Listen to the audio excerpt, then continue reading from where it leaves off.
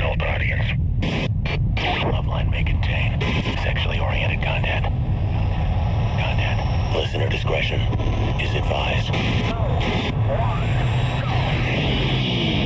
Adam Carolla and Dr. Drew. LoveLine, coast to coast. It is LoveLine. I'm Adam Carolla. That's Dr. Drew over there. Phone number 1-800-LOVE-191. Fax number 310-854-4455. Dr. Drew's a board-certified physician and addiction medicine specialist. What in the hell are you laughing at? Hey, you know what I like about this show? After the show begins is when you and I start looking for stuff. Like, hey, I need a pen. Where's the pen? Shouldn't there be a pen where's around the microphone here? thing? Yeah, you like to get up, move around, and look around for stuff, but it's only after the show begins. Well, why waste time before? Yeah, might as well punch in before we do any work. Dr. Drew, board certified? Yeah. I did all that? Yeah. All right. Esai Morales is our guest tonight. He's from NYPD Blue. Tuesday nights, ABC, 10 o'clock. Just joined the cast this year, and that's a pretty good show to join. Yeah. How are you doing? I'm doing good. We have not seen you since the TV show, which is probably... Was it 2 seasons ago? About 2. About 2 seasons ago? You know the thing about what I normally call Mexican guys, but I'll call them Latino guys. Now, I'm not Mexican, but I play one. They don't change, or whatever you are. What are you? I am American, first and foremost. Oh, yeah, that's what I like. Good. I mean, come on, if I get, if what's your heritage, war, we have to fight on heritage. That's what I like. That's what I like. That's right. My heritage is Puerto Rican. Spanish, French in there, and but I'm an honorary Chicano, so. But good, you got a good aging thing going for you because I mean, you look about the same as you did in La Bamba 20 years ago or 17 years ago, or. Yeah, well, actually 87, so 13 years ago, or 14 almost. 14, Jesus. Meanwhile, Lou Diamond looks like a raisin. He's a mess. Stop, leave him alone. He's a mess at this point. Lou. So NYPD Blue Tuesday nights. I got all that stuff. Tomorrow night's my first real episode. I mean, I was introduced last week. They kept me till the end. Now tomorrow night, I really run things. So. And how does that work? Do they contact you? Do you go in and audition just like anybody? Audition like anybody else. And Adam, people need to audition. They need to audition. Big stars audition. But are you auditioning against other guys who you recognize? I mean, you're not just in with a bunch of actors. I mean, it's not. Oh, like God forbid! No, actors. No. I walked in there and I saw people who I could name who have names, but I don't want to name them because then it's like then you beat them out. Yeah, but they're very good actors. And, but what I mean is a lot of Italian guys, a lot of Chicano guys. I don't know enough to even know how this works, but it seems to me like there's 2 kinds of auditions. There's open call auditions, and then there's... Which I don't remember. Right, good. And then the audition, like you have to read for a role, but it's between you and a few other guys we've heard of. Right.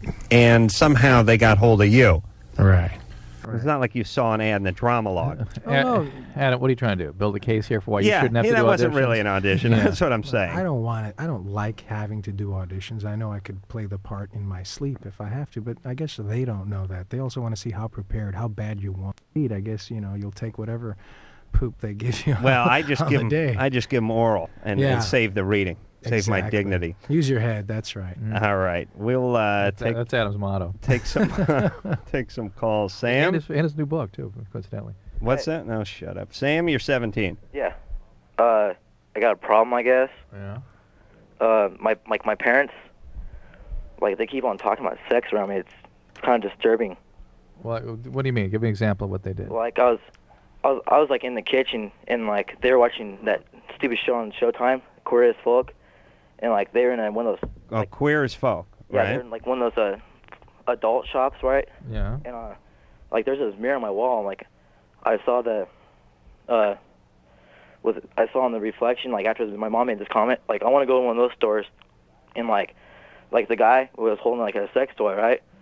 Yeah. Hey, Drew, let's not start with young guys on no anymore. No. Would you please? It's okay. Go ahead, Sam. You're doing good, bud. Talk to us. It's kind of nervous. I understand. So, you sex toy, like a vibrator or something? Or a dilly?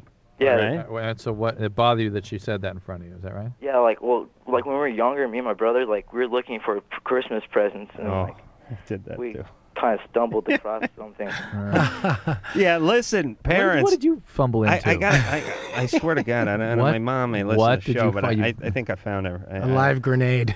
I wish it was a grenade. I think I found a vibrator in Oh, there when I was yeah. How old I were you? swear to Christ, about 9 What'd or you do with 10 it? or You something. stole the batteries. What do you think you It's did? still up my ass. What do you think? What do you mean what I did? I throw it back. Threw it back. Listen, all I'm saying, this is a very good point, which is kids search desperately for Christmas toys somewhere in the couple of weeks before Christmas when you guys leave the house.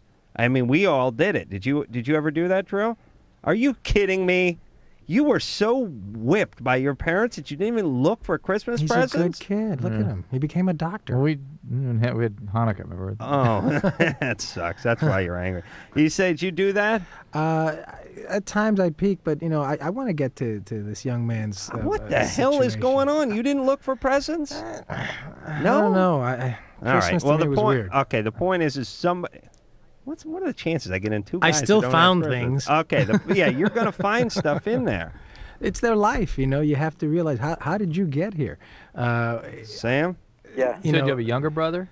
yeah, younger brother. Is he? Do they talk about explicit things in front of you? Well, like my mom, she'd be like at the dinner table, and she's like, "You guys, anyone want anything else?" And my dad's like, maybe later. Yeah. Okay. They make a lot of weird sex jokes. Yeah, Yeah, but it's. All right. I think it's their right. You know what though? But it bothers Sam, and it's a little disrespectful. And I don't think they would do it if they knew how you felt. And how about just sort of putting them on notice? Like you can do it in a lighthearted way. Just go, I don't want to hear about this. Just put your finger in your ears and start saying the alphabet or something. But I always wonder, why is it kids have a real distaste, like a disgusting, gross at the thought of their parents being sexual with each other? I mean, I don't know, but it's healthy. I'm I down think it's with healthy. it. But I think it's I healthy. agree. No, he means it's healthy to be disgusted. No, I think it's healthy that we're disgusted at it. Well, if you see my parents, you'd be disgusted too.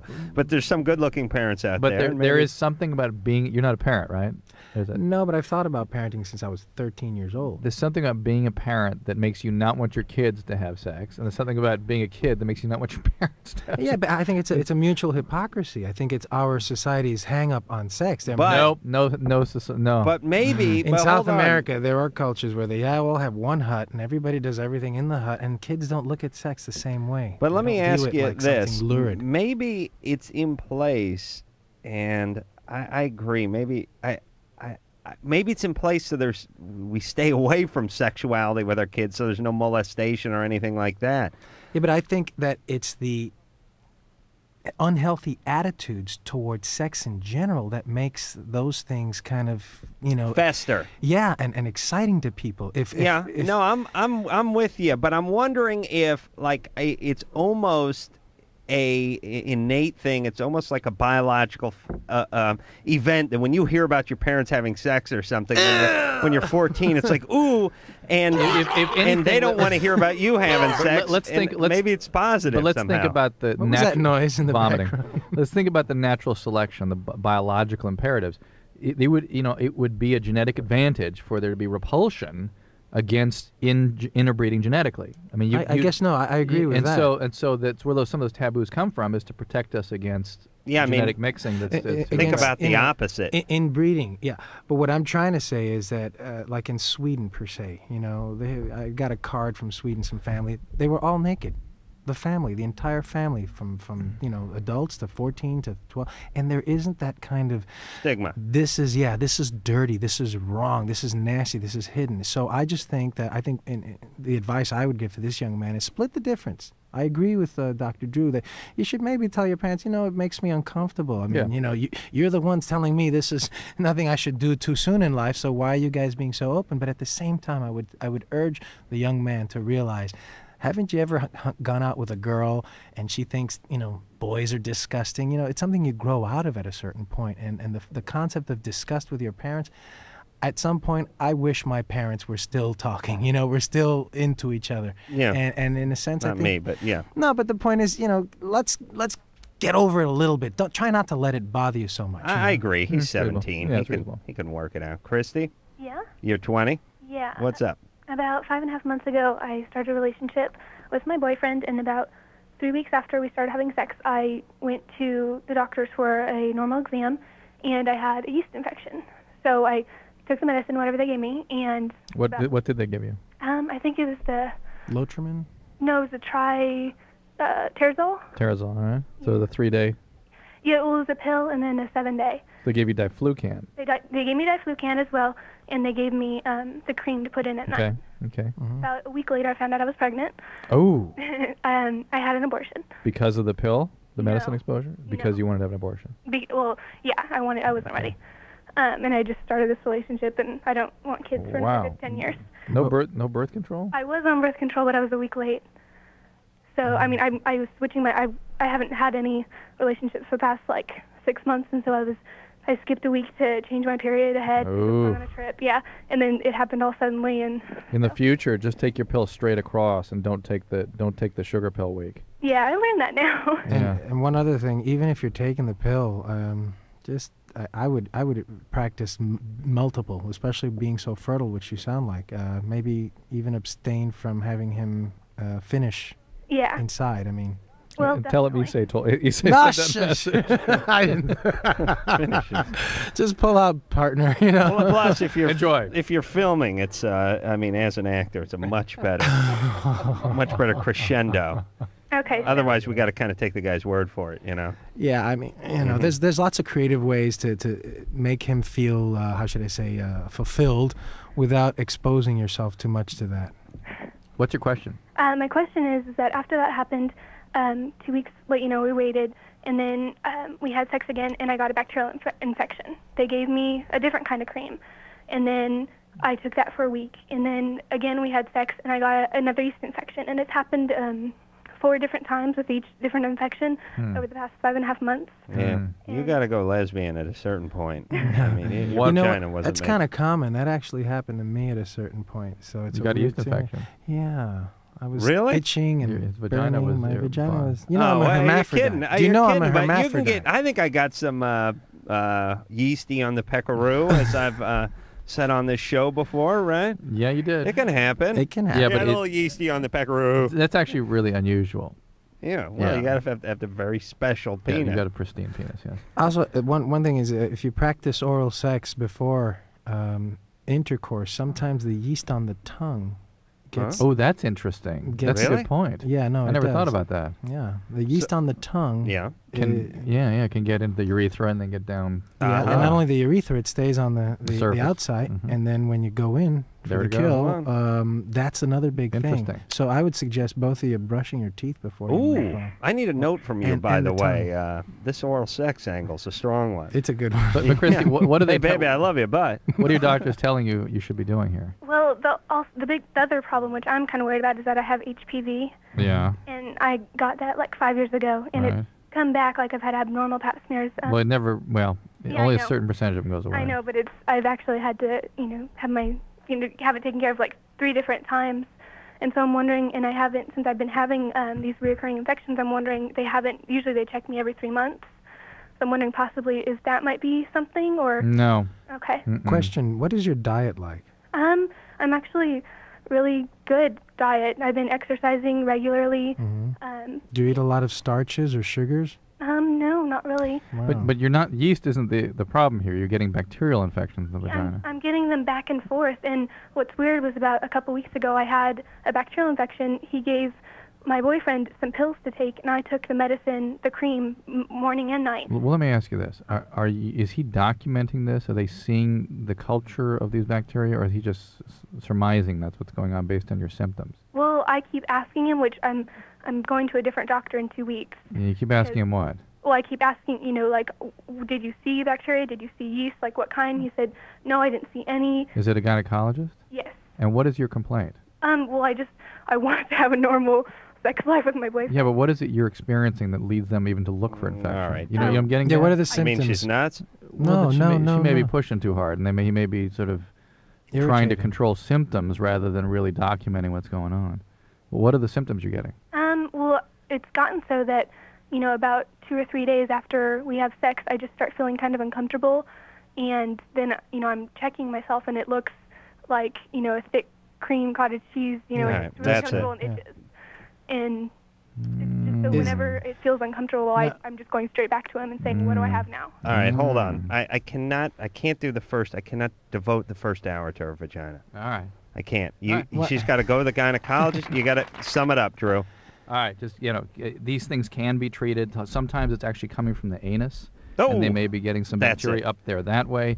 Sometimes it could be bacteria around I'm this close not to jerking off when I get home tonight. Do you around understand? his pelvic area, Close. making sure he's properly cleansed and whatnot can be important.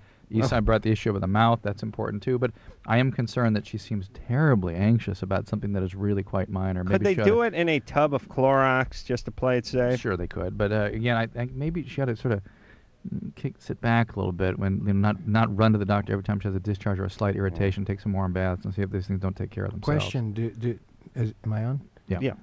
Do you guys hit it No, right she's not, though. Oh, she's not. Okay, I was going to ask her, because sometimes if you go at it too quick without properly... it can irritate. It irritates, and then that makes the body react, I would think. He says like the Karma Sutra over here. He's That's what good. I like about No, it. that's good. I have a Dolphin? PhD. Yeah, no kidding. I'm sorry, I had it. It just came out. Open form. Deirdre. Deirdre, Yeah. you're 19. What's going on? Yeah. I'm 130 pounds, and my breast size is 34 double D, and Game on. With What's the your masturbation problem? again, by the way. my problem is I don't like the way they look. The way they look, the way people look at you. Both. How do they look? How tall are you? 5'7", 5'8", I'm not quite sure. That doesn't sound terrible. Sounds 130? Yeah. That'd be normal, right? You're fat. No. Drew, that would be please, normal. please, Drew. Abnormally large on me, to me anyway. The breast, yeah, you're small and you have big breasts, right? People pay lots of money to be in your Yeah. predicament. I don't know. They're too heavy, too, and Hurt your hard neck. to find bra sizes sometimes. I know. Listen, I got the same problem. I'm kind of narrow at the hip and I have huge arms. And it's tough. It's difficult I as would a man. say I don't know, lighten Yeah. up on the food, because the breast is a lot of fat, and if you watch your intake, maybe, because I know a lot of young ladies who, when they lose weight, their breast sizes diminish as well. Well, but at 130 pounds, we wouldn't really call you overweight, right? No, not at all. All right. And how's the shape? Is the shape not good or something? Well, no, they're fine. I mean, Oh. they're not droopy or anything, Yeah, but slow down. I mean, Yeah. there's Where do you hang out? You got a younger sister? Yeah, no, What do you she's say? 19. For you, An for older Esai. one, an Oh, I older mean, See, yeah. this is what drives her Okay. crazy, though, is that Yeah, since all she's guys. 14, guys, All right, women, but Not 14. but since she was 14, women Oh. think she's a slut, and guys think they look at her as a sex object, right? Isn't that what's been happening? me. Don't women treat you as badly in a certain way, and men treat you in a certain way? Kind of. I mean, like, a lot of girls are jealous of me. Yeah, and they make up stories about you, Yeah, and exactly. yeah, it's awful the way we treat Oh, women that have shut the big up. breasts. Girl It said I is had not. a boob enhancer surgery, Yeah, Nice. right. and I didn't. so- Okay. All right. Hold on. What's up tonight with the calls? Like, people have a little Full moon. energy here. Full moon? Oh, is that what it is? Yeah. Deidre? Uh-huh. All right. So, does your back hurt? Sometimes. Okay. I But you're think once I get older, you're 19 years old. So, Mhm. I think that you should live with it for a little bit longer. Yeah, Okay. you may see this as an asset someday. It's just awfully difficult to have people treating you as an object. No, Maybe it's thinking not. things Listen, about you. It's at listen. 19. What is the difference between a very attractive girl and a girl with large breasts? I think a very attractive. What is the I think a difference? very attractive women have similar kinds of Of problems. course. guys- Good. guys So think what are you going to because of- do if your girl's good looking? Dump acid on her so she can have a happy life? No, that's a great point. No, it's Yeah, but, all but, right but then. you're making the same point, which is that that's awful the way we single people out that are exceptional, and she just needs to Well, hang in there and see listen, if these I things don't become realize I do want to say this. We haven't talked about it in a while. When you're a 19-year-old woman, you're judged on your looks pretty much across the board by 19, 20-year-old guys, the guys you're going to college with, the guys When you went you're to high anybody, school with, well- when you're anybody, but especially a 19-year-old girl.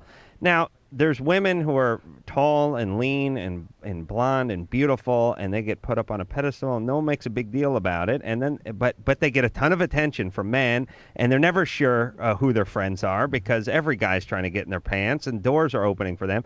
And then there's girls with a large chest who it's the same thing. Guys are talking to them because they want to get in their bra. Guys are trying to look down their shirt. They look at them physically in a sexual way. And we make those women into martyrs. It's like, oh, you poor dear. Oh, you don't know who your friends are. Listen, hot-looking models don't know who their friends are either. It's the same thing. Yeah. This gives you a leg up on the competition is basically the way I look at it. And I wouldn't look at it as such a horrible liability. Look at it as an asset. And if your back's hurting and your spine is bending, then that's another story. But if it's all emotional, hey, that's just one step up. Not only that, but you should do exercises to strengthen your back, number one. Number two, I think your body will catch up maybe with you. You know, you're still growing. Yeah, I agree. Easy on the diet. Do some exercises for your back and send those pictures in. There's nothing wrong with that. God bless you. Listen, you know, I like a big rack, and I'm tired of having to defend myself to a lot of men, by the way. Yeah. Listen, ladies. There's most guys, a lot of guys, don't like the big racks. Don't like it? Or Don't like it. They look at it, Yeah. they talk about it, but when push comes to shove, they'd rather have something a little more moderate. More than a mouthful is too much. Right, sometimes. most guys. I work at the Man Show. Every one of those pussies in that office likes a moderate rack. But is that just so they can give you grief? I mean, they Partially. they mind it, or they just prefer? If you showed a woman who was what you would call busty, Yeah. they would rather have a woman who was what you call more in proportion I and think, more moderate. Yeah, I think most men would go for symmetry and sort of proportionality over just about everything else. Yeah, but there are some guys. I mean, the Yeah. advent of false boobs out there, the huge ones. I mean, Yeah. They Yeah. belie a market out there. you That's know? right, brother. There are some guys that are boob men, and they just want biggins. You know? Yeah. Wait a minute, that'd be a good magazine name. Yeah. Biggins. Yeah, you know what I mean? And to me, that makes me more man, not less man, more. Because you know the difference between a teenage boy and a flat-chested woman? Not a whole lot. Not a lot. But the boobs, there's a difference. All right? So who's more man? She's blessed, and I think she should learn little by little to be comfortable with herself. If other people lose their dignity, it should make her a stronger person. That's right. All right. We will take ourselves a little break. Esai Morales is our guest. Esai. What did I say? Esai? Esai. Oh, Esai. I'm sorry. Morales is... more or less. I've always called you Esai. Hey. All right. Esai Morales is here from NYPD Blue, 10 o'clock to 9:17. We'll take ourselves a little break, and when we come back, we'll get with Natalie. Natalie's 17 experiences pleasure when she urinates after this. Who does? Hello? Who's this? This is LoveLine. 1-800-LOVE-191. LoveLine will be right back.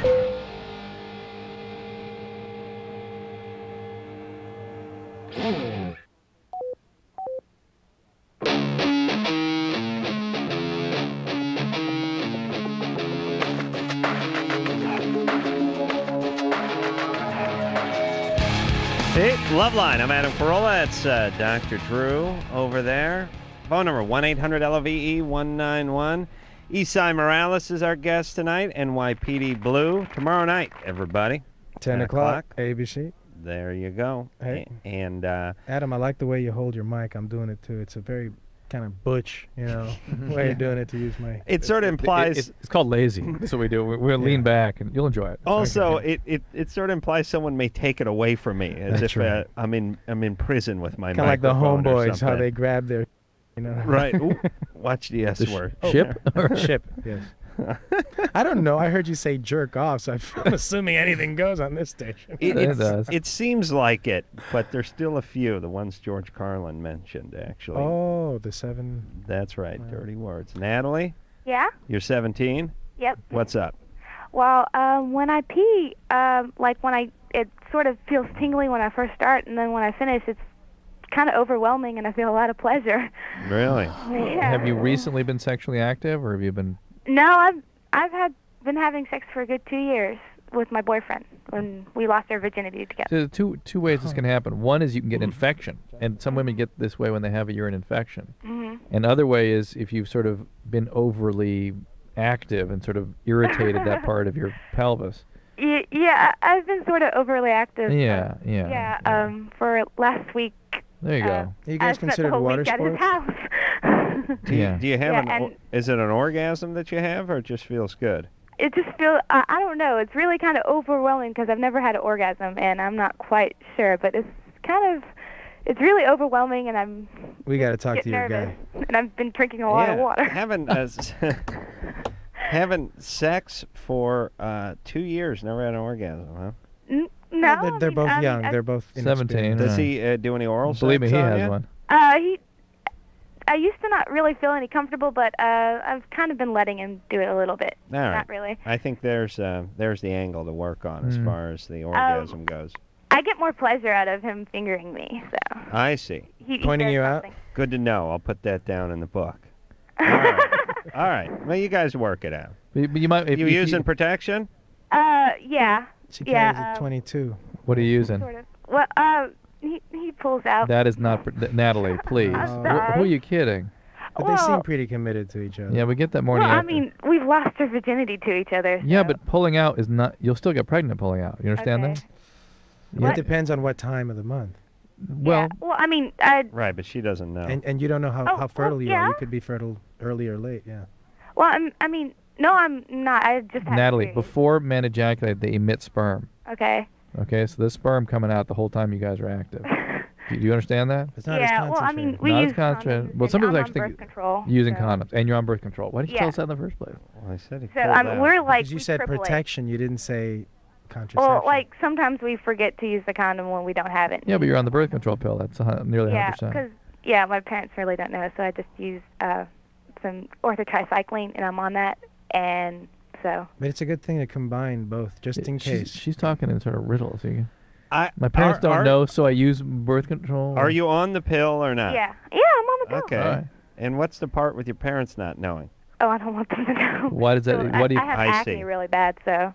So you tell your parents you're taking the pill for the acne. Accutane. Yeah. And that, No, well, people take the birth control pill for acne. yeah. Are you on Well, Accutane? No. I know, but when they give you Accutane, they will put you on the pill, will they not? They will. Yeah. Thank you, wise ass one. Are you on Accutane? They're gonna put me on it, but I've been on. They've said, okay, you can try orthotricycline for a while, and it's been working, and so Okay. to help me clear it up. Good times, Did baby. you know it was against the law? Well, never mind. All right. All right. Well, she's not pregnant. She's fine. not having an orgasm. And She she's needs to get That's it. she needs to get a urine checked if it starts getting more painful, if you get fevers or anything like that. Blood in the Yeah. urine. Clem, Yeah, hey there, fellas. First of all, I'd like to thank you for taking my call. I sure do appreciate it. no problem there. Clem, Right. you're 29. Yes, sir. Look, I've been taking what's called Remeron for about 5 weeks now, and for depression. And I've been having these. I don't even know how to describe it. It's like kind of like, well, it makes you real sleepy, and so I take a lot of naps. And so, like yesterday afternoon, for example, I was taking a nap, and I sort of half woke up, but I couldn't move at all. Yeah. Like I was like trying real hard to move my head or my mouth or something, or my arms. I just couldn't do it, and it took me like 3 or 4 times before I could actually get up and Okay. wake Well, up. that could be a side effect of the Remeron. You should tell whoever's prescribing that for you. You should talk to them about that. Yeah, so that's one of the things I was wondering about, because I know that there's a oh geez, what are those other like Prozac and all that. I know that those work. I tried those before, but my doctor said he wanted to try me on this. Well, talk to them about this side effect. This may not be something you want to go through. Well, Yeah, and I should he was- see if it happens again? I'm sorry, what's It that? may happen again. That happens a certain amount of people who nap. Oh yeah. In general. Oh yeah. Well, that's true, but it has never happened to me before. Yeah, it's got to be a little freaky. Yeah, boy, yeah, that's the truth. Tell you what now. But it's got to feel. Who doggy? Tell you Hold what on. now. Yeah, who's this? The Colonel? Cut that out now. Did you manage Elvis for a while? How big's that belt buckle of yours? Now, but in a way, didn't it feel kind of neat? Like I'm so far out of it, I can't move. No, Or it was kind of that's freaky. your wacky psychedelic. I like stuff. that. this way. Thank you.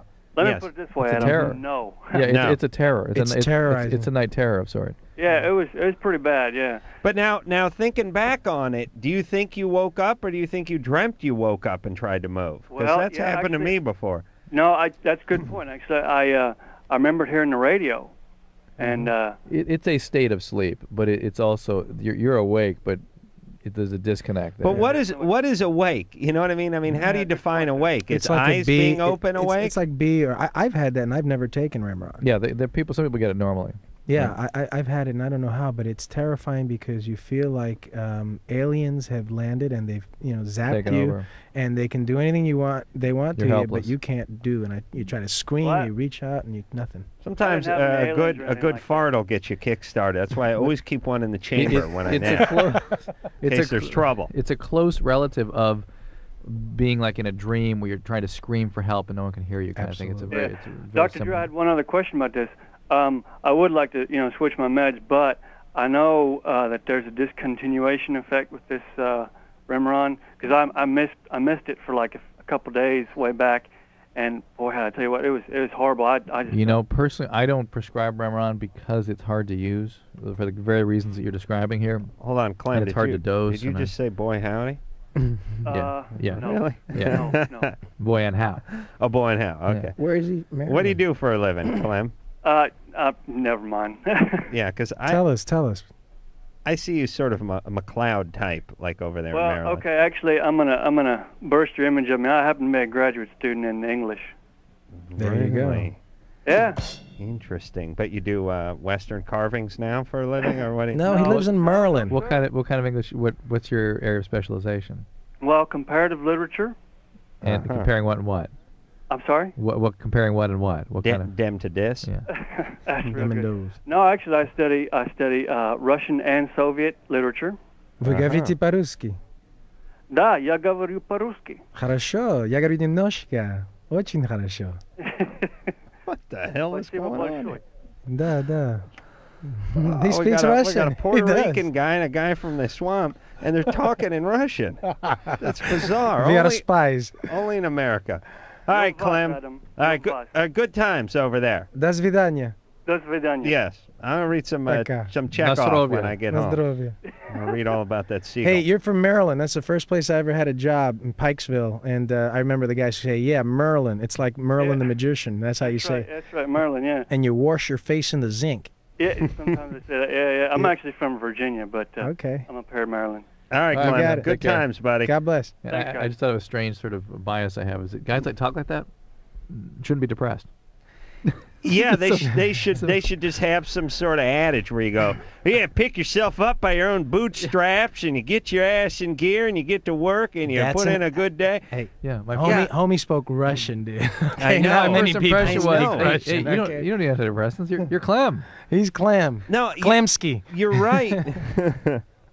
You're right that you picture guys with depression having either New York or they're from San Francisco, and they're like have that sort of artist thing going on, or like that Richard Lewis guy, or they're stressed out. Right. They're stressed, But you don't picture a guy with his dialect or that accent being depressed. It's too bright. The whole dialect is very sunny, Right. Yeah. Right. It's like one of the Duke boys meeting Zoloff. Would have made a good episode. All needed lithium, but go ahead.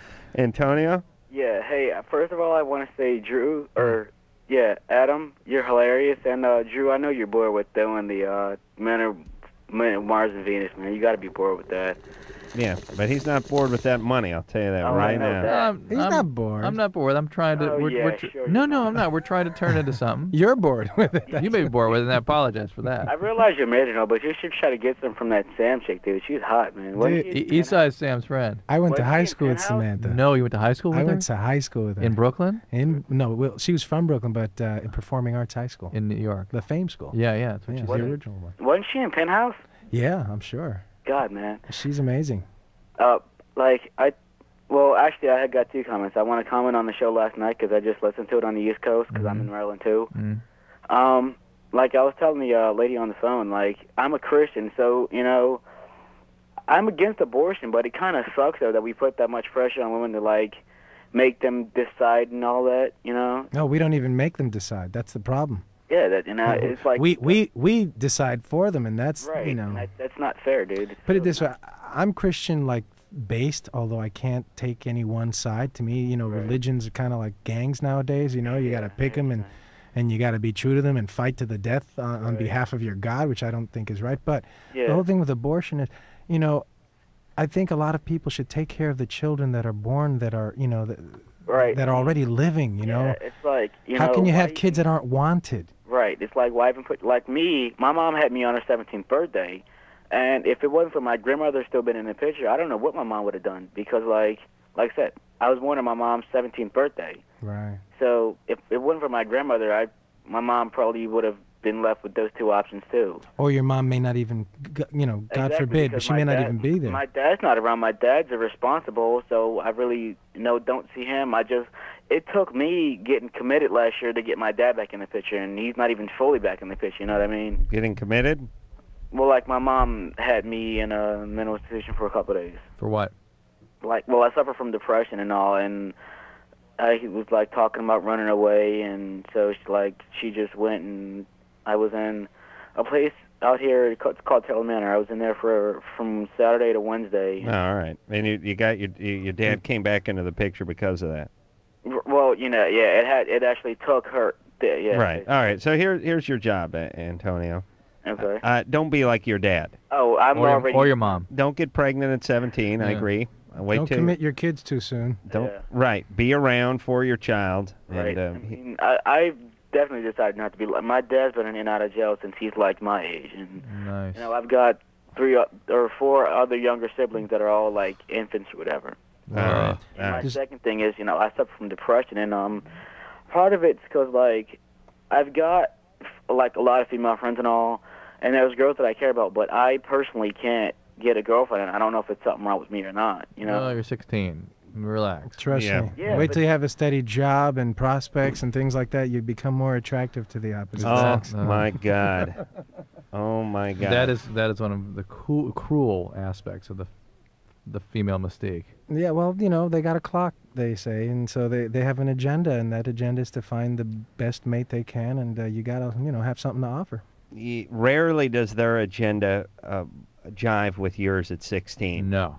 I mean, you know, if at 16 you could date 11-year-olds, maybe you'd have something there. But, other 16-year-olds, that's rough at 16.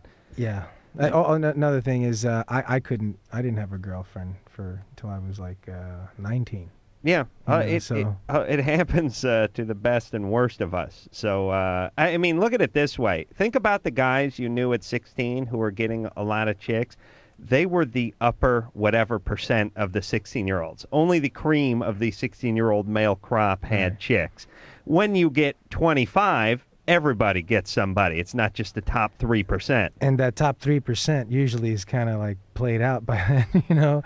Trust by me, 25, yeah. Your best years are yet to come. Be comfortable with yourself, and women will be comfortable with you.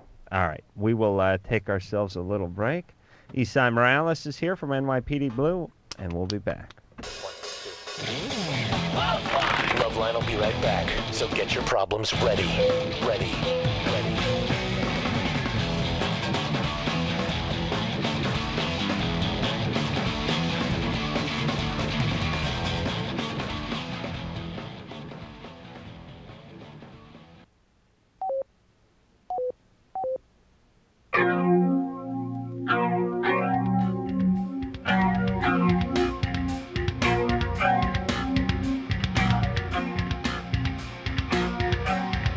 Hey, this is Tyra Banks, and you're listening to LoveLine with Adam Carolla and Dr. Drew.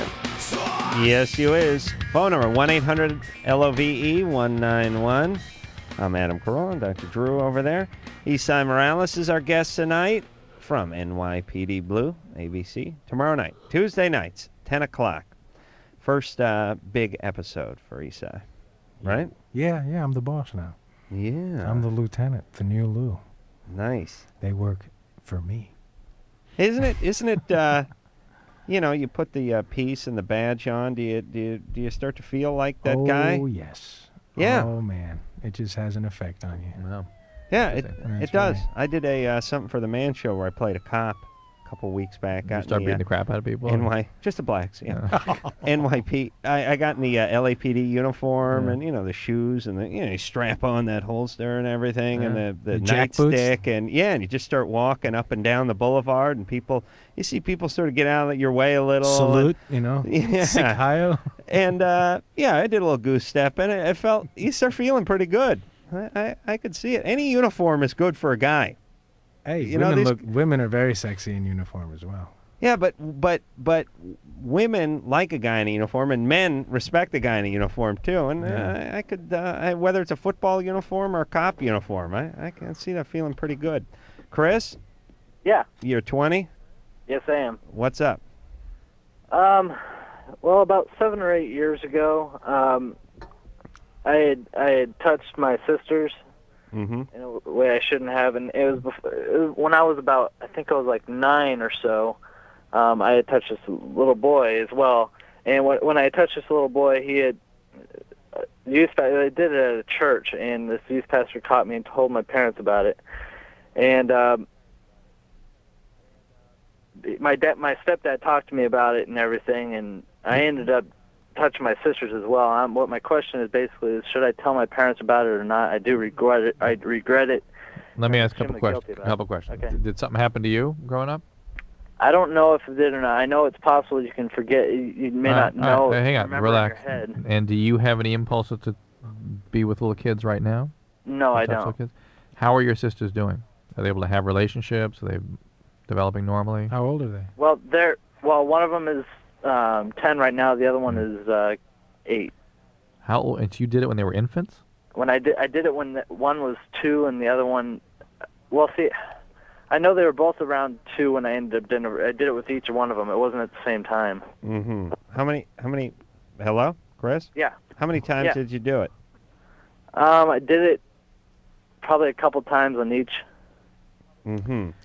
And I guess it's an interesting question in the sense that obviously they probably don't have any memory of it, at least none that's on this sort of that they could summon up. But does it affect them in some internal way? Or does it affect what's your relationship like with them now? Because maybe do they act different with you? I mean, the urge I feel of saying is not your parents as much as them. If they have any recollection, you have to confront them and say that, you did something wrong that you regret and that you misplaced affection. I don't know what to call it, but that's not a bad way of putting it. But but on the other hand, you think, geez, if they're 10 and they don't remember anything and they're getting along fine, why freak them out? Are they getting along okay? Yeah. Oh boy. Hello. Hello. Well, I was going to say I think you got to talk to a professional because it's serious enough material that you ought to be sorted through very Hold on, Chris, you there? Yeah. Yeah, what happened? Don't know? I don't know. You leaned up against the phone. Okay. How are you doing in your life? I'm doing okay. I have a good, serious relationship with a girl right now. Mm-hmm. She's my age. Does she know about this? She knows about the boy, but she doesn't know about my sisters. All right. Yeah, I agree, and maybe you didn't hear Drew say that this is the kind of thing that you should maybe talk about. It's not the kind of thing you should stumble into or rush into. Nor is it something you should listen. You should determine after talking to somebody for 2 minutes on the radio. You should sit down with a professional and talk about your feelings about this and make a plan as what needs to be done. And make sure you're not withholding or suppressing any feelings that might rear again later. Maybe. But on the other hand, some legal issues as much as we try to get at the truth and talk about all the issues here, we're not necessarily for him telling them, per se. I mean, do you know what I mean? The only thing it would serve is for him to be brought to justice. Frankly, you understand? I mean, that's the only. And what justice is this 10-year-old boy going to be brought to? Yeah. You know what I mean? Yeah. I don't think there's any criminal charges that would be leveled against him as a 10-year-old. I don't know. I doubt that, especially 10 years later. Yeah. And if I don't know, better they be 2 than 7. I think. I don't know, and only time will tell. Not suggesting that, but he's. If you have a choice, I'm saying, I think it's better that it happened at some point where they probably don't have any cognitive memory of it. Yeah. All right. talk to a therapist. I'm glad things are working out okay now. For everybody, yeah. For him, I would just say, as they get older and you can be frank with them, just ask them if there's anything they ever want to talk to you about. If there's anything in their memories, I would go on a what I call a selective fishing trip. Interesting. Because if there is something, they may be repressing it. Because children, even at that age, remember things. But it depends on how extensive and how invasive. Is this Gary? Jerry? Hello? Hey, you're 40. What's up? I'm 40, yeah. It's a lovely age. I actually called because I'm a really huge fan of Esai Morales. Thank you. Yes, I have loved you forever. Oh my gosh! Thank you so much. Anything you've ever been in, I've watched it, and you recently were in Resurrection Boulevard, and you're going to be on NYPD Blue now. That's right. I'm the new guy.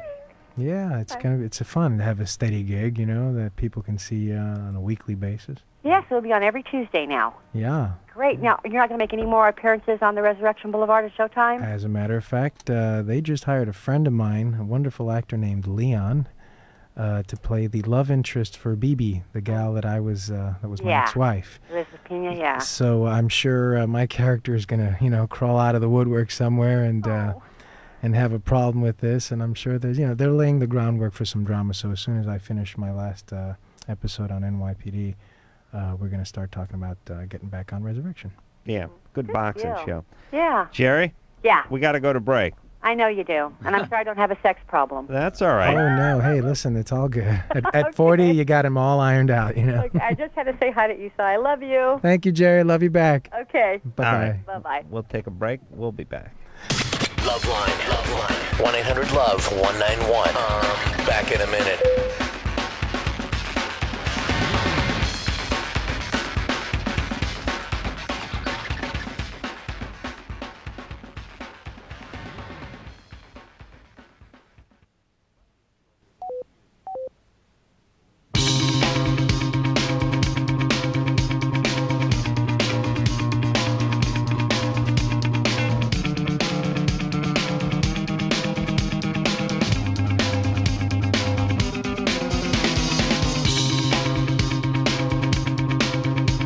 Hey, thanks for the cue, Esai. It's LoveLine. I'm Adam Carolla. That's Dr. Drew. Esai Morales is our guest tonight. NYPD Blue, Tuesday nights, tomorrow night, 10 o'clock, ABC. And let's hop back to the phones. Let's speak to Jessica, who's 19. Jessica? Hello? What's up? Hey, I was just wondering, I'm 2.5 months pregnant. Mm-hmm. I have a 3-year-old little girl. And I was just wondering, I can't tell if I'm, going through depression or if I'm just, all moody because I'm pregnant. What happened with your first pregnancy? What do you mean? Did you get depressed after that or during that? No, I was fine.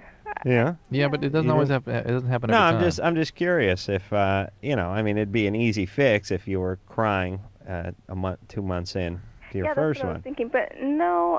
Actually, I hid my first pregnancy for a long time. Nice. Are there? Were you 15 the first time around? Yeah. Are there things you're dealing with now that are stressful to you or depressing? Well, I have my own place now. Yeah. That makes you cry a lot. I'm on my own now, so I guess maybe. Where's Dad? He's around. Well, we're together, I guess. What are you experiencing? What are the symptoms? I can't get out of bed sometimes, but I don't know if it's just because I'm tired from being pregnant or if I'm just depressed. And what else? Yeah, just depressed. I cry all the time, for little things, and then I was thinking, well, that's kind of what they say about being pregnant. You're always crying. Sure. And I get real stressed with my daughter. Irritable. Yeah. Mm-hmm. Anything else? Um. Sleep messed up, eating messed up. Well, yeah, I wake up at 5 o'clock every morning. All right. Well, that's depression. Really? Yeah. Not being able to sleep? Early awakening. Really? Yeah. Oh, really? Yeah, not me. I'd go through till noon when I was depressed. That's another kind of depression. But early awakening is a classic depression. Oh, really? Irritability. I'm old school, though. Irritability, early awakening, and easy tears, lack of meaning, lack of enjoyment, things. So it couldn't be just because I'm pregnant. It is. Well, you're certainly in a profoundly biologically altered state, and that might be changing your brain chemistry to the point that you develop a depression. But you're depressed, and somebody ought to be sort of whoever's taking care of your pregnancy. Do you have an obstetrician? Yeah, I do. All right, to be discussing it with him or her, and let them sort of help you through this. Is this guy the dad of both, or just the second it's one? the same dad. Yeah. Yeah. Wow. Good times. Another little silly question. And your diet, has it changed since the first thing? Because diet does have an effect on your moods. Oh, for my first pregnancy or before I got pregnant? Both. Before I got pregnant, I wasn't eating really because I had my tongue pierced, so now I don't eat as much. Yeah, good plan, Mama. That's a weight loss program. Yeah. No, I just There you go. did it on the spur of the moment. So. Yeah, but you need extra calories when you're pregnant, right? Oh yeah, no. Before I got pregnant. I see. So you're eating better now. You're eating better now. Yeah, now I'm eating better. All right. But what's better, lots of fat or just sugars and stuff? Because my blood sugar goes way up, and then when it goes down, forget it. I get pass out or I get moody, and it's Actually, yeah, I need like a lot of sugar.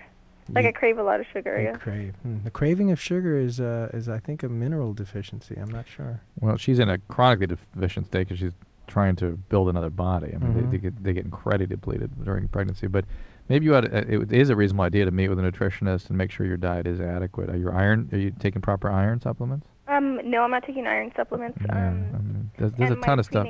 My prenatal pills are low iron, so. Yeah. Did they ask you to take iron or? No, I'm not anemic, so I guess they didn't. All right, but just make sure that you're getting adequate nutrients. Yeah, you're getting the full spectrum because a lot of people, especially at your age, they have no clue about the variety of things you should be eating, like live foods, fresh foods, and from all colors, like the oranges, your greens, get your yellows and reds, get your beets in there, but just try to eat as varied a diet as possible. I like the white foods myself. The Wonder Breads, no, the that rices. Stuff, they told me not to eat white bread. Oh, all right. Thank you. I like a Thank bread you. you can make into a nice dough ball in your hand and then shape it in the shape of a fist and then just ram that up your ass. A chia loaf. That's the way I eat. Hey, Jessica. Hey, no more kids, huh, sister? Oh yeah, no more. I'm going to college, so. All right, baby. And take care of 2 kids? Wow. That's good. Hey, listen, God bless you, and keep your wits about you. Alrighty, thanks. All right. Remember your mama. No. Easy with them tongue piercings. Yeah. Got nipples pierced too? Just think of your kid asking you to do it at about 8 or 9. Oh yeah, she wants tattoos already because she sees mine. So she's like, "Can I have a tattoo?" She's and I say, "No." 3? Well, listen, don't let her get any tats until she's 6, right? Oh yeah. Oh my God. All right. Okay. Thanks. All right. Easy on the ink. Oh. Yep. All right, Mama. It's weird. It's so weird when you get older and you look back at people who are old to their kids, but we look at them as effed up teenagers, essentially. Right. I'm sure that's been going on throughout history. We just have a little different perspective doing this show and being the age we are. But, oh, man. Yeah, it's going to be hard to tell your kids, by the way, not to get the tats, not to get the piercings when mom and dad are sporting them. Right. And I want to know when teen pregnancy was not an issue. I we don't think keep talking about it. We want to eradicate teen pregnancy. Well, when people died at 30, it wasn't an issue. Yeah. As soon as everyone started making it till 75 or 80, I guess it became an issue. Jen, Yeah. you're 21. Hi. What's up? I was just wondering what the long-term effects of drinking alcohol with painkillers is. Which painkiller? Vicodin, Valium, Percocet. How much Is Valium considered a painkiller? No, it's not. How much Vicodin and a Percocet are you taking? Maybe like one with every 4 drinks. How much Vicodin and Percocet are you taking per day? I'll take it like maybe once or twice a week. The Vicodin and the Percocet. Yeah. So primarily Vicodin. it's alcohol you're using. Yeah. And the Valium, how much Valium are you using? Not that much. How much Valium? I don't really use it anymore, but I was using it a couple months ago. How much? Like And you have 1 or 2 with every 5 milligrams, 10 milligrams. A what? 1 or 2 They or were what? the little blue ones. How often? I had a spurt with those for about. All right. Hang on a second, Jen. You're not answering the questions. How many per day of those pills were you taking? About 1. 1 a day. Okay. So alcohol is the primary drug, and really this is more about alcoholism than anything else. At the level of Percocet and Vicodin you're taking, there's a fair amount of Tylenol in those, and if you really have significant alcoholic liver disease, you can actually precipitate liver failure. But at your age, at the level you're drinking, for the duration you've been drinking, it'd be very, very unlikely you've had that degree of liver damage. Jen, you're calling in about essentially being hooked on painkillers, yet you're taking a couple a week. I mean, a lot of people take 40, 50 Vicodin A day. Yeah. Okay, I was just wondering, because when I do take them, I drink with them. Yeah, what she's read is that people that are alcoholics can die of liver failure from 3 Tylenol.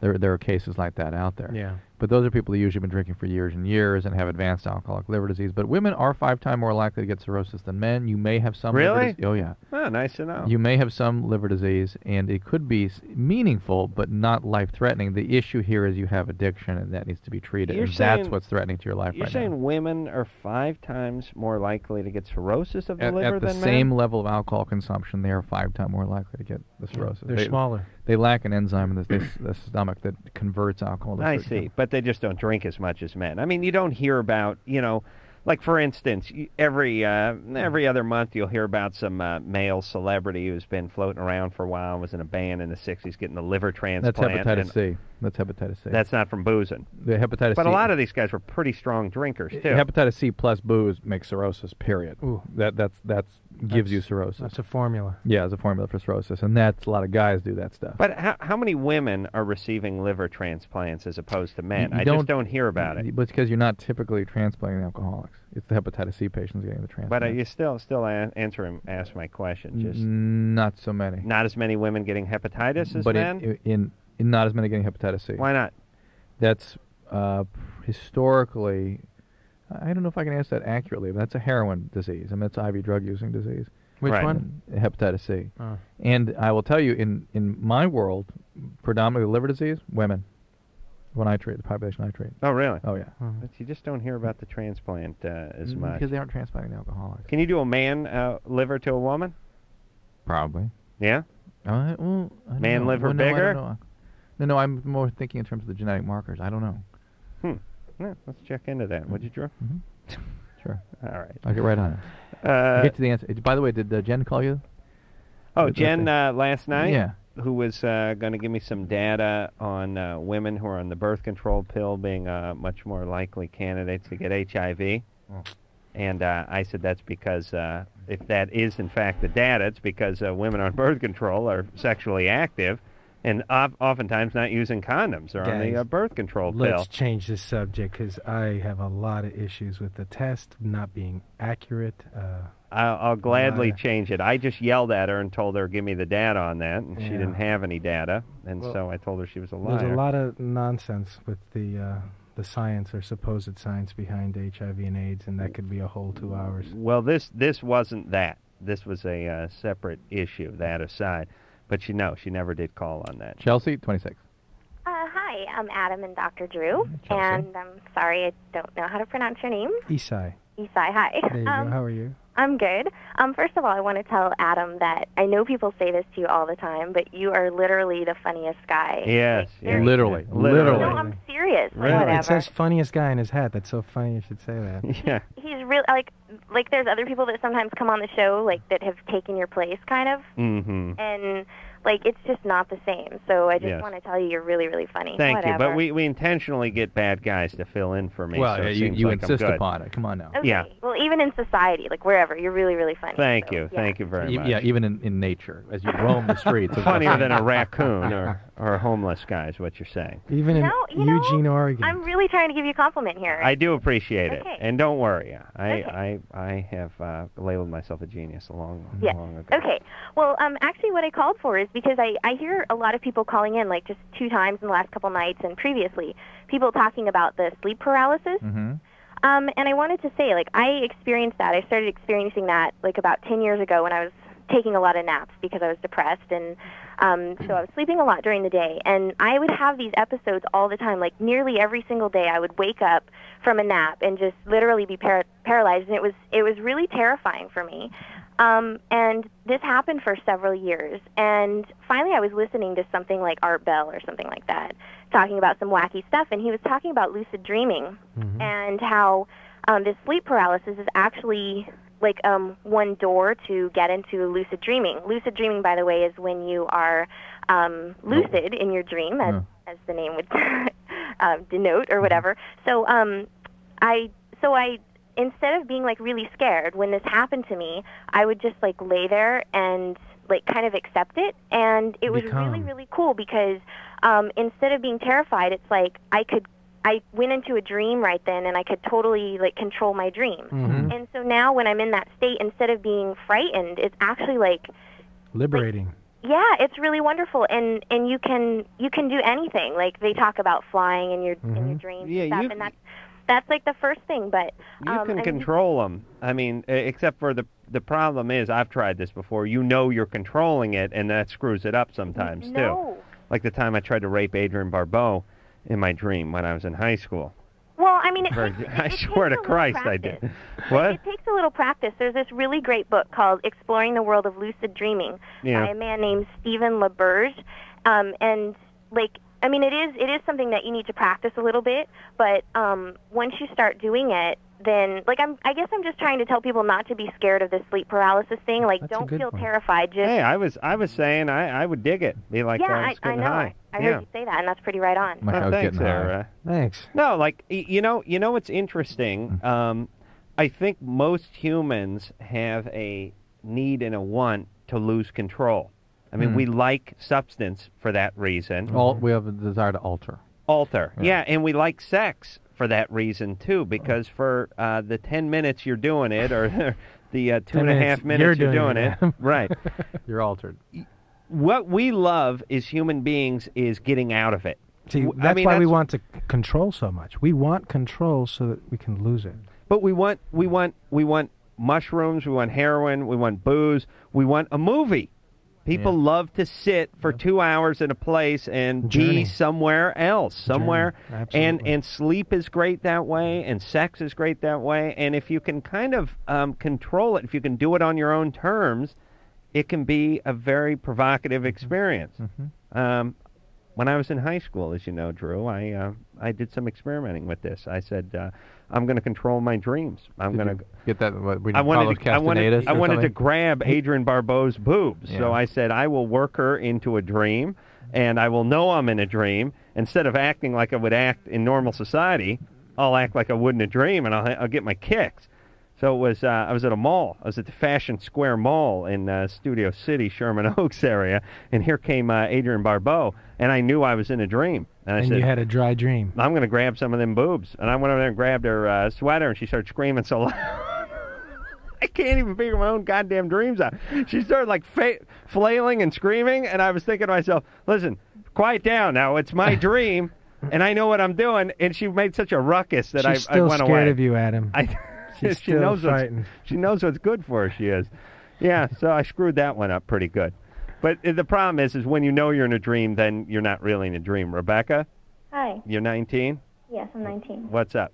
Hi, I had a separate kind of problem. So how are you guys tonight? Good. Good. Do you really care? What's your problem? Okay, first of all, me and my boyfriend have been together for about 3 years now. And we were each other's first, right? Like, we started, like, in high school and everything. Now we're out of high school, and he lives with me, and we probably have sex probably about 3 times a week. I just had a problem because, like, okay, we use condoms. We use condoms, and he pulls out. We're really, really, really cautious. What's the question? Okay, the question is sometimes, like, when I'm reaching my peak, I don't know, it's kind of embarrassing, but I guess when I reach my peak, sometimes I'll pee on him, and it's very embarrassing. You sure it's urine? Is it maybe a female ejaculation? No, I'm not sure. Yeah, it's but probably. I'm pretty sure it's urine. That happened to me once. Well, there's two Really? things. It's actually very common. I'd smack that dude right in the face. I said, dude. One is female orgasmic incontinence, where you do pee, and the other is where you actually have an ejaculation, and both produce a tremendous amount of fluid. It's hard to tell the difference. Does it squirt out or does it dribble out? Well, like it happened about 4 times, and the first time it'll just like kind of just a little bit dribble out, but the last time it kind of came out a lot, and I had to like jump off of him and run to the restroom. And so you continue to finish urinating. Oh, okay. Did you finish urinating after you? Yeah, I did. All right, you might want to check to see if you have a urine infection. That's one of the things that can trigger it like this. I was thinking maybe it was probably the condoms I was using. No. No?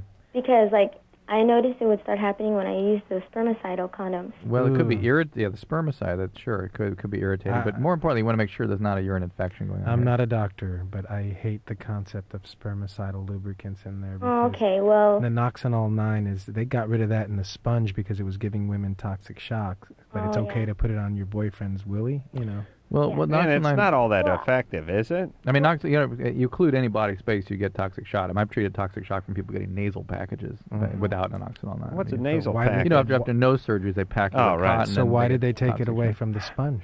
They got rid of it in the sponge. What did they put in now? They have some other. I don't know, but I just. So what should Rebecca do, by the way? Hey, Nothing? Rebecca, listen. Did you hear me say about possible urine infection? Yes, I You did. got to I'll get try- that checked out. Yeah, I think I will. Okay. Thank you very much. All right. Otherwise, hats off to your boyfriend. Yeah, that's right. He's working. He's getting something out of you. Thanks. Yeah, you know, I had a discussion with a couple of my buddies about something coming out of women last weekend, and it's basically the consensus that we've talked about on the show, which is wine. It's a great novelty. It's something. Hey, if it was wine, if it was like a I don't. soda I'm fountain, not it'd be sure. great. You say you tire of it. You get this. Yeah. I think where most guys stand on that is it'd be cool at the beginning, because they're actually eliciting a physical response, which is like kind of cool. A loss of control. Yeah, you know they ain't faking it. But by year number 3, the novelty is worn off. Well, that depends. Yeah, if you're a very passionate pardon the man, depends the diaper. Yeah, And if then- you're a super passionate man like Drew, you can never get enough female ejaculate. No, never. Drew wishes he could ring vaginas and make himself a big cold pitcher of that stuff he could down every morning before he left the house. But if you're a simple man like myself who's confused about his sexuality, the first few times would probably be enough. I'd be over it after that. After like year number 3, I'd be like, honey, I get it. You're But having an orgasm. I would think that after a few months that you'd have sort of a system worked out where you'd just be... You got the hell out of Dodge? You'd have a system. You'd have gutters or whatever the hell you'd do. You'd have it figured out. And so you wouldn't be so troubling. Something I haven't talked about in a while, and I still think it would work, is the mattress hole, the orifice in the mattress. I think For what? mattresses, whatever. I think mattresses should come with a nice padded hole in them, not too big, just about the size of a coffee can around, that you could sleep with your erection in. If you A slept mayonnaise on your... jar, maybe? I was thinking of more of a gutter system that just fed to the outside of the house. That, if someone got sick and needed to heave, they go in there. If you had to like, let's suppose you're really loaded and you fell asleep on your belly. You just relieve yourself right in it. Just drop it in the hole. You get an erection, it doesn't flip funnel you over. mattress. Yeah.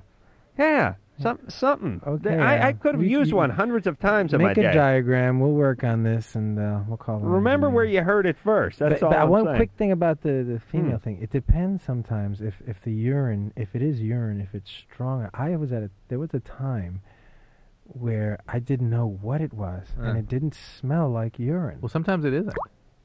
Sometimes it's female. Who's doing that? Sometimes Sorry, it- I'm a little incontinent, but it's just you don't know if someone's gushing. Oh, it could just be gushing. It can be female ejaculate. Wow. Yeah, I mean, some women That's produce that in the glands Esai's down impressed there. with himself. Whoa, I did that? Wow. No, it's the ultimate compliment. I think. without them even peeing. I did. Right. Wow. All right. Yeah. That transsexual was the best he's had. You know. All right. Let's take Hermie. ourselves a break. When we come back, we'll speak to Heather. Breast size is 38 triple E. Triple E. Bouncy. Wants to know about that after this. Hello, this is your radio. LoveLine will be right back.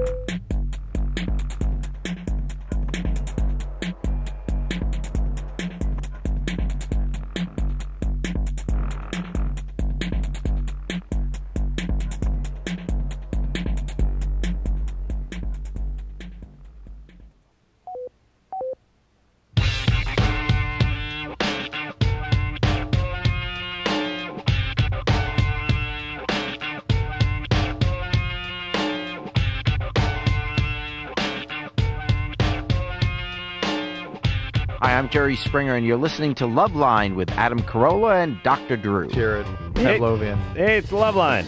There you go. Drew talking. Yeah, Phone that's number. why he said how we know we put our headphones on. How do we know that? Oh, I don't know. That's just Pavlovian. We just.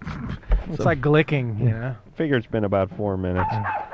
Esai Morales is our guest tonight. He is from NYPD Blue, Tuesday nights, ABC, 10 o'clock. And we were having an interesting discussion, at least interesting to us, off the air, Boy about talk. the phenomenon known as glicking.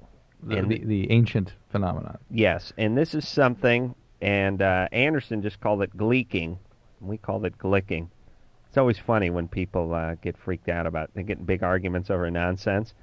But we called it glicking, and that's when a guy raises his tongue up and squirts something out of the glands and beneath the tongue. And it's a clear saliva-type substance that used to hit me in the back of the neck when I was sitting in class.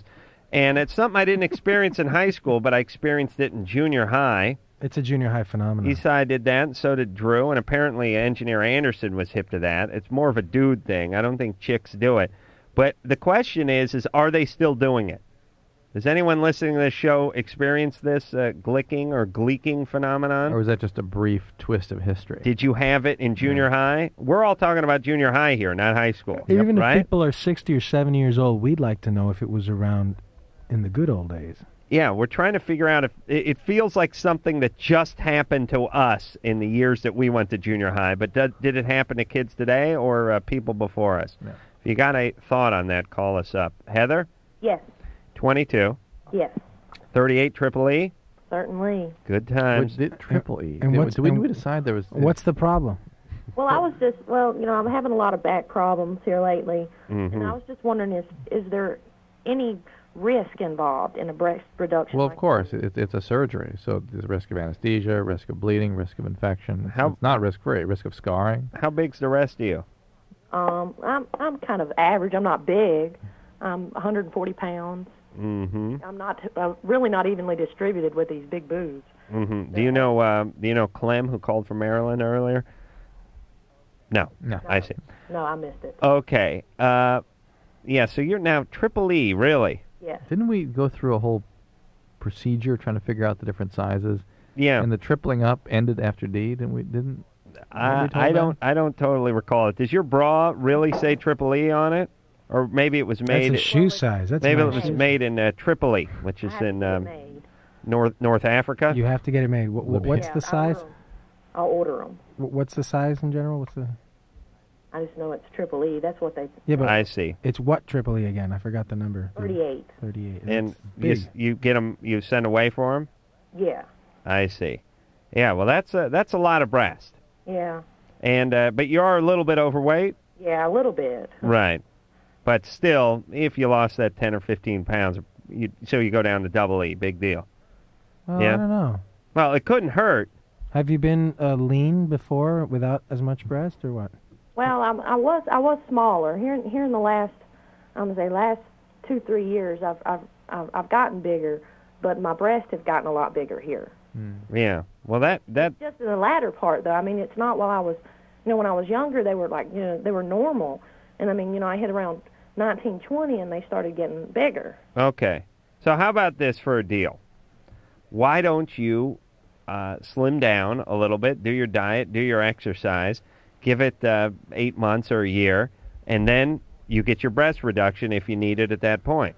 So lose some weight and see what... Yeah, I mean, it couldn't hurt either way, if right? you know that you were smaller at a lower weight, it might be an easier way to manage that. Well, and less risky. Also, who would want to get a breast reduction? I mean, I know this happens a lot, and I know they do it a lot. I know. No, I'm cool with that. Yeah, Punky Brewster got it. But what I mean is if you're a woman who is X amount of pounds overweight and you get a breast reduction, well, some of what they're taking out is stuff that would be gone if you lost that weight. Right. Correct? That's right. And then you still got the big ass, and now the boobs are gone. I mean, that's what Drew told me medically. I'm no doctor. The point is like anything, and I'm trying to think of an example, and I can't.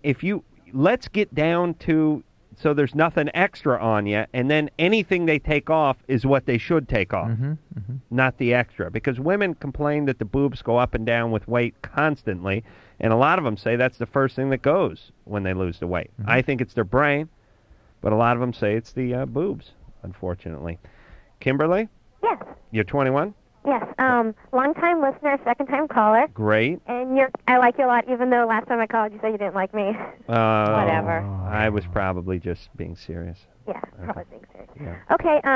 I'd like to make a point that when you argue abortion, when somebody says it's ethically morally wrong, actually, there are schools of philosophical thought that that nothing actually is morally or ethically wrong. It's only intrinsically, it's only what we say it is. Well, but that's moral relativism, where right and wrong doesn't exist. That it's all utilitarian principles.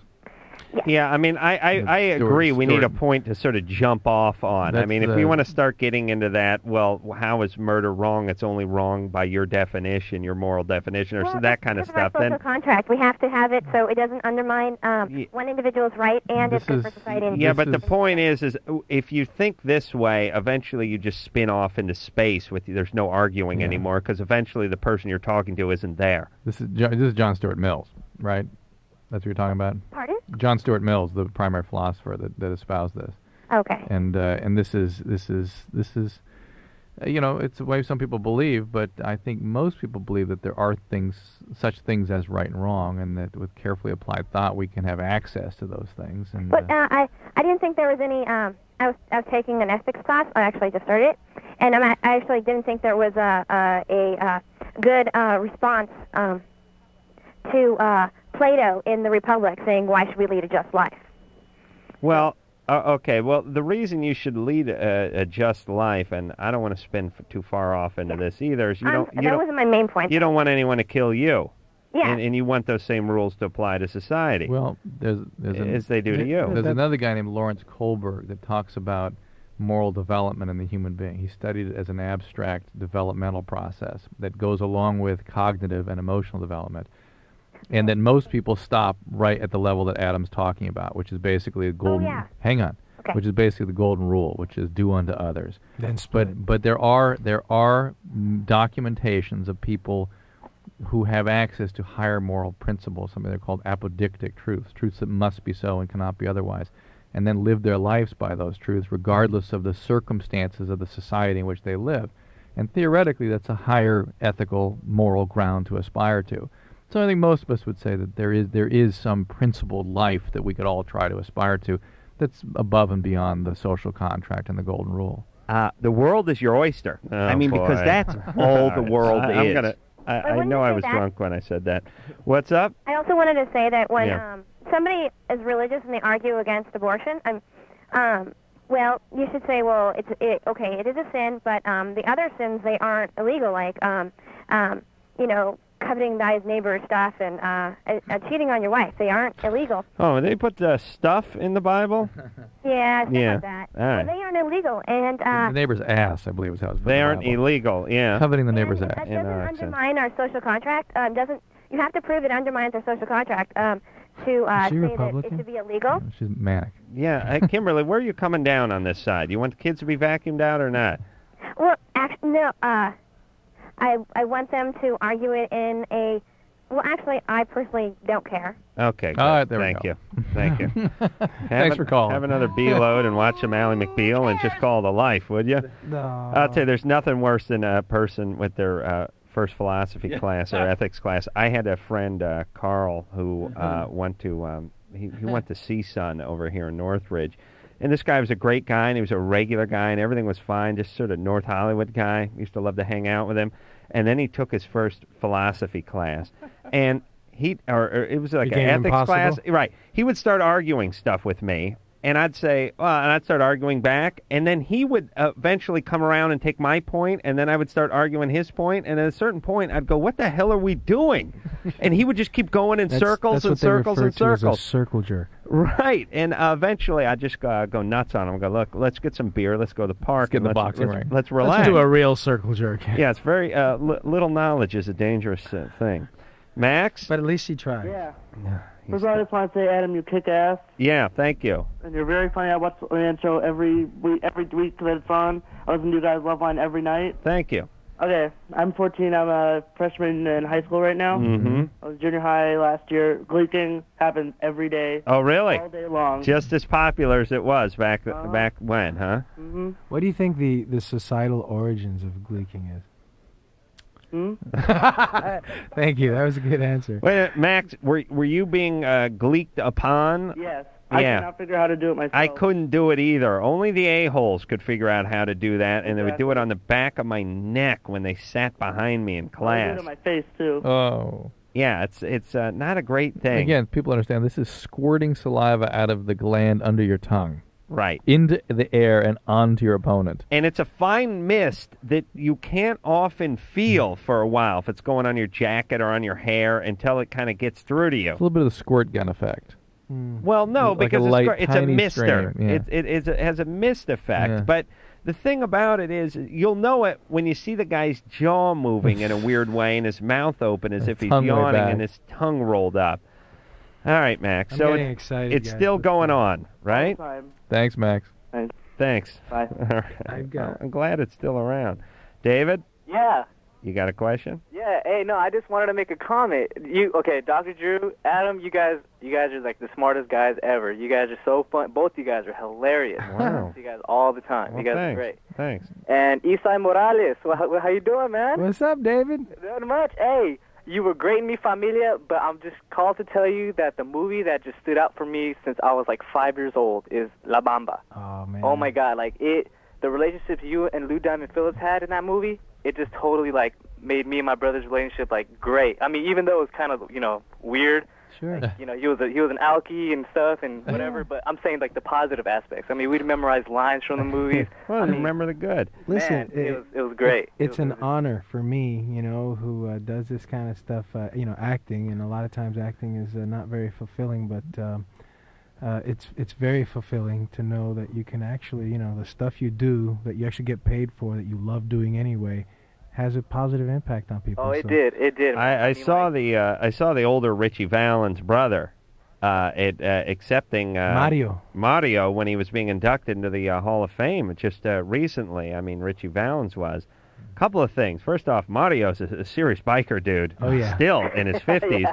Oh, yeah. And Richie Valens, you see, you hear his records, you see the pictures of him and stuff. The guy was 16. Oh, wow. 16 and 17 when he died, yeah. You know what I mean? I mean, you think about Richie Valens, the guy looked like he was 28. Yeah, he looked like a man. He looked like a man, and you'd just assume, the guy had some hits, seemed like he'd been around a little while. Hey, I don't know, was he, 24, 25? The dude was 17 when he died. I mean, just because of that age gap, because me and my brother are 7 years apart, and you know how you just beat up on the little brother type relationship? It's like I was Richie and my brother was Bob. Right. It was so great. You're Richie without the talent. Oh, yeah, of course. Oh, I mean, come on, now, of you're course. so bad. So can't compare to Richie Valens now. Nah, listen, man, it's a great thing that you guys were able to grow, closer and respect for, our suffering in the movie, turned into your, benefit. Yeah, all good. No, nothing bad or nothing. Hey, man, good looking out in the Bay Area, huh?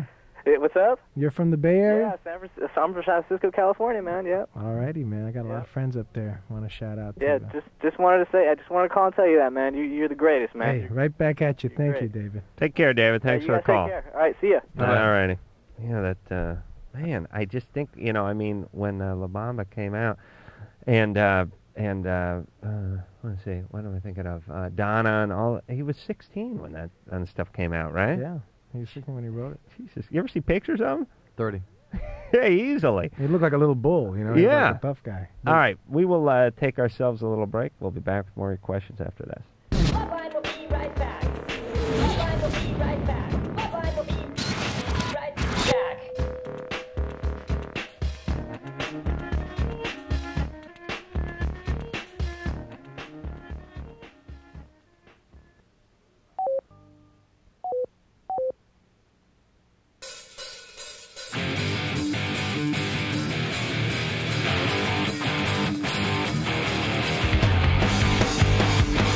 Hey, yeah, it's my new riff.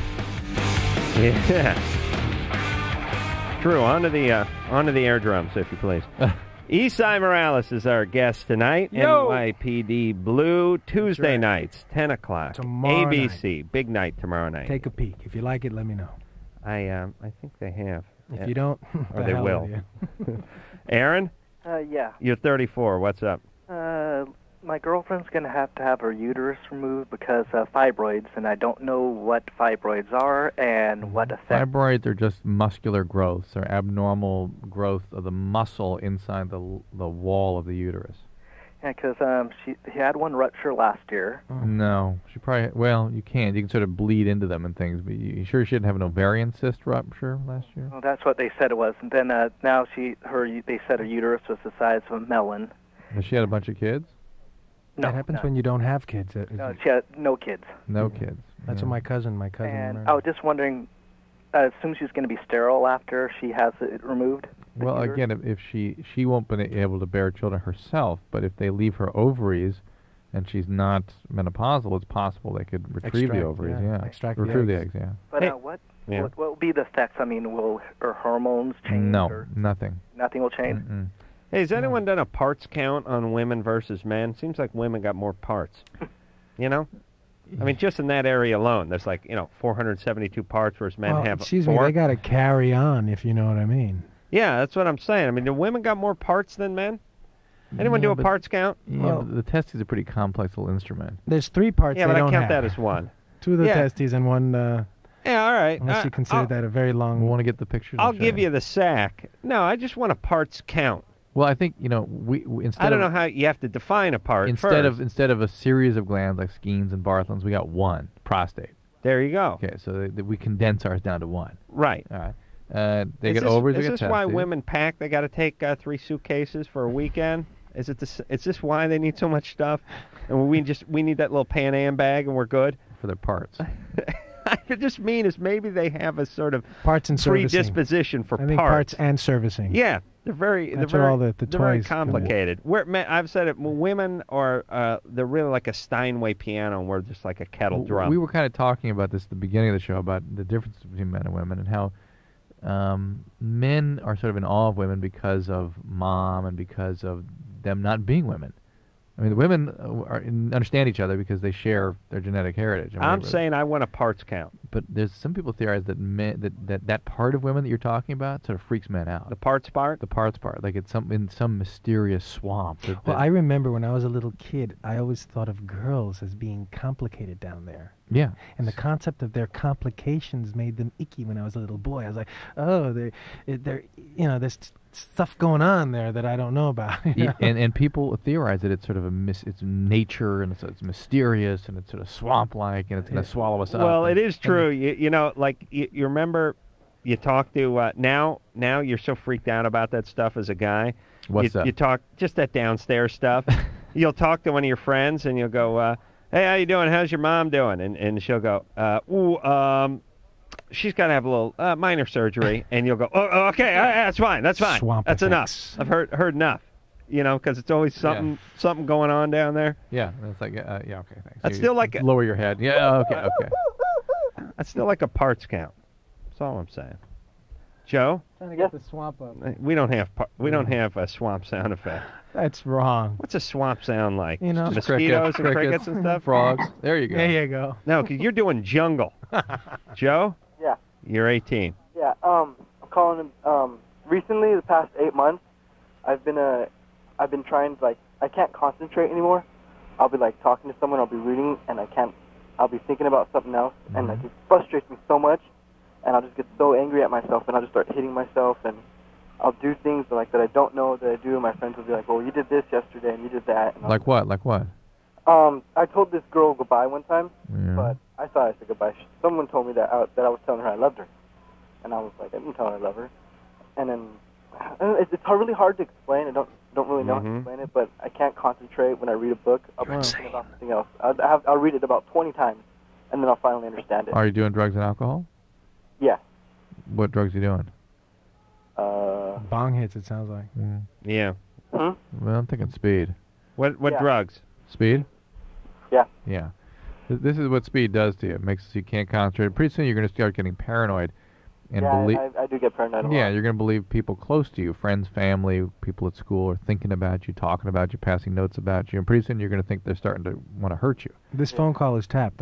No. And this is the biological effect of speed. Strangely, at cocaine, when people get paranoid from cocaine, it's much more intense, and it's always a preoccupation about uniformed officers. Yeah, the past 8 months I did cocaine heavily. Well, there you go. So this is all drug. And what my speed addict patients talk about, when they're using the speed, it's like going through life with a strobe light going on and off, Yeah. and so you sort of blank out, and these things that you do are very common when you're on speed. All right, so Joe, how about you stop doing the speed? How about you get treated for it, because you ain't gonna stop. Where would I go to, like? I would call. Do you have a doctor? No. Are there any local hospitals? Yeah. La Puente. Call Las Encinas. Las Encinas? 626-356-2671. How's he going to write that down with the strobe going on? Las Encinas. 356. Let me get a pen. 356? 2671. 2671. All right? All right, thanks, man. All right, call him, would you? Yeah, I will. And listen, everybody with the speed. Lay You know, off. you don't hear me preach too much about the booze or the weed or the coke or the pills. You don't like the speed. You're biased. I don't Adam, preach you're too much. prejudiced. Listen, You're I know prejudiced about the speed ruins you. You just can't do it. You just can't do it. You can't do it recreationally.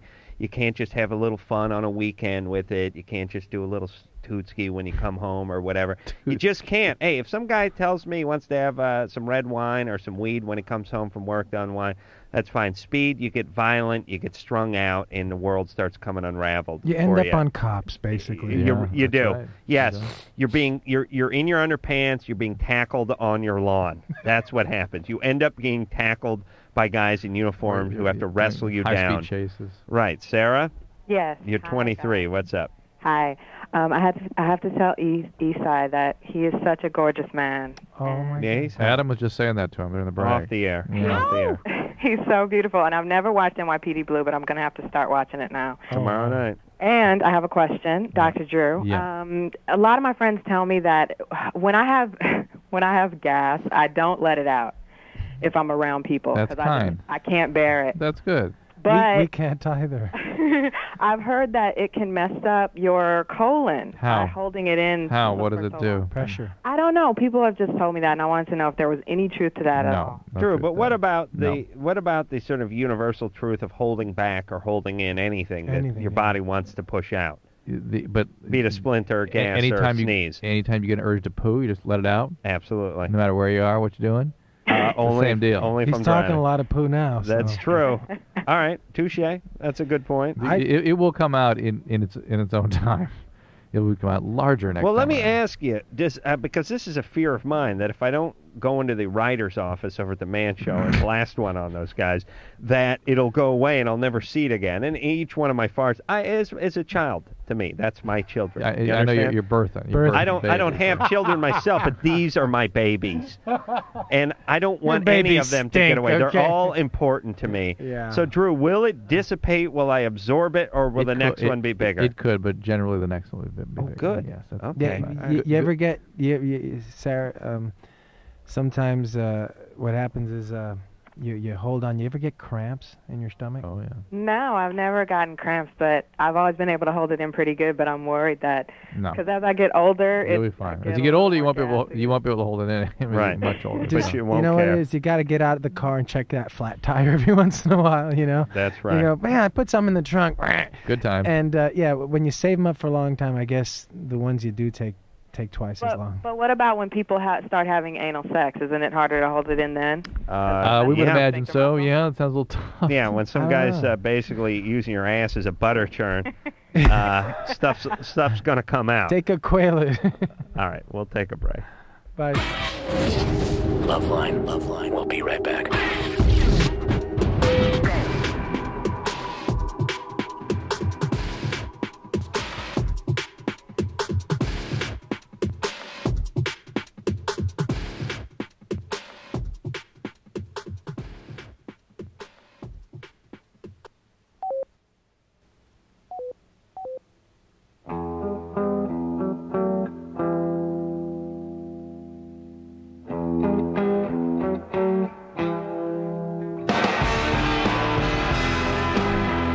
All right, well, there you go. Esai Morales, everyone. Thanks for a good night, Esai. Thank you, guys. And thanks, It was... thanks for giving such great advice, plugging our show, and being such a funny dude. NYPD Blue, everybody. Tuesday nights, tomorrow night, 10 ABC. o'clock, They test ABC. me. Come back anytime. Big shout out to Jonas. We do appreciate you coming in. So until next time, it's Adam Carolla for Dr. Drew saying mahalo. The world is your oyster. I mean, because that's all the world is. This has been LoveLine. The opinions expressed on this show are not necessarily those of the staff, management, sponsors, or this station. The producer for Loveline is Ann Wilkins Ingle. Loveline is a presentation of Westwood One Entertainment.